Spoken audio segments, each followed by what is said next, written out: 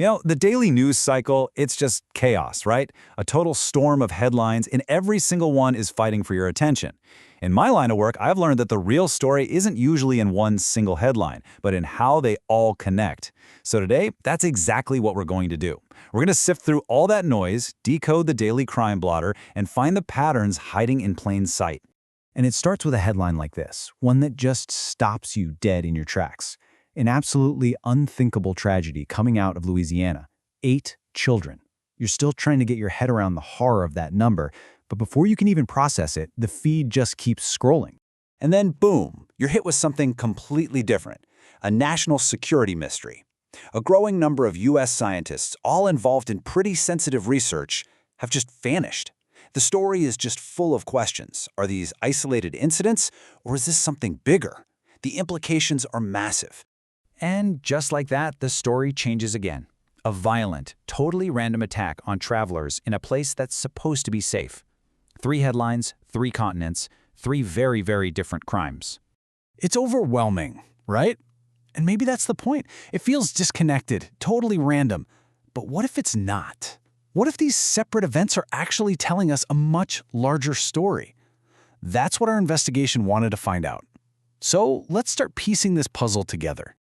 Okay, so the first trend we uncovered, and honestly, this one is maybe the most heartbreaking. It isn't about strangers in dark alleys.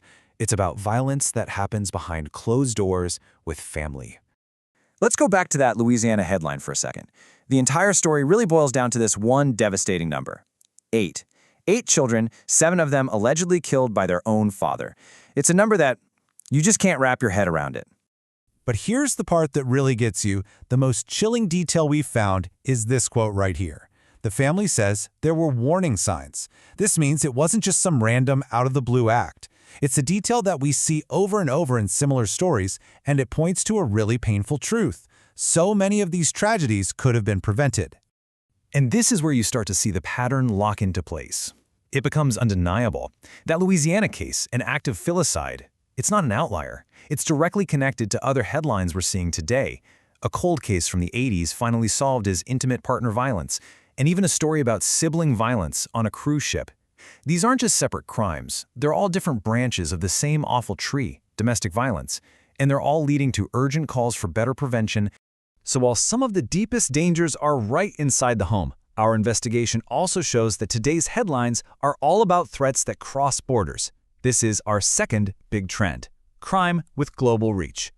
Okay, check this out. This slide really nails the complexity of global crime because you're looking at 2 totally different things happening in the same country. On one side, you've got tourists being targeted by a gunman at an ancient pyramid, a random, unpredictable act of violence. On the other side, you have a targeted incident involving U.S. agents during a high-stakes drug raid. 2 headlines, 1 country, but they represent 2 completely different kinds of global threats. And this web, it just gets bigger and more tangled. The missing scientists in the U.S. could easily be a case of international espionage. A foiled terror plot in London has global ties. Even cybercrime now has experts who are allegedly working with criminal networks all across the world. So the big takeaway here, that old line between local crime and international crime, yeah, it's pretty much gone. All right, our third and final trend looks at what happens after the crime. Once everything's said and done, what's next? And what the headlines show us again and again is that getting justice, well, that's a long, complicated road. So let's take this high-profile case, for example. The singer D4VD has been charged in the death of 14-year-old Celeste Rivas Hernandez.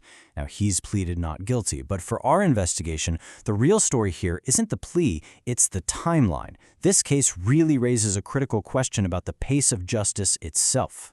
And that question right there, that's the heart of this third trend. Why did it take 7 months to bring charges? And this kind of delay? It's not a one-off thing. We see the same pattern in the incredibly difficult work to bring justice for Epstein's victims and in that 1980s cold case that took decades to finally close. The headlines prove it time and again. Justice isn't a sprint, it's a marathon. Okay, so after digging through all of this, what did we actually find? Well, it turns out that the chaotic daily crime blotter, it isn't so random after all. It turns out that when you look past the chaos, a pretty clear story starts to take shape. So here it is. When we decoded today's crime blotter, these are the 3 big trends that jumped out. First, violence is often closest to home, starting with family conflicts. Second, threats are getting more complex and they're global, from tourist safety all the way to international espionage. And third, the path to justice, especially in the really tough cases, is a marathon, not a sprint. See, at the end of the day, these aren't just crime stories. They're a reflection of our society, our families, our global connections, and our systems for justice. We've broken down the story of just one day in the news. So the real question I want to leave you with is, what story will you see in the headlines tomorrow?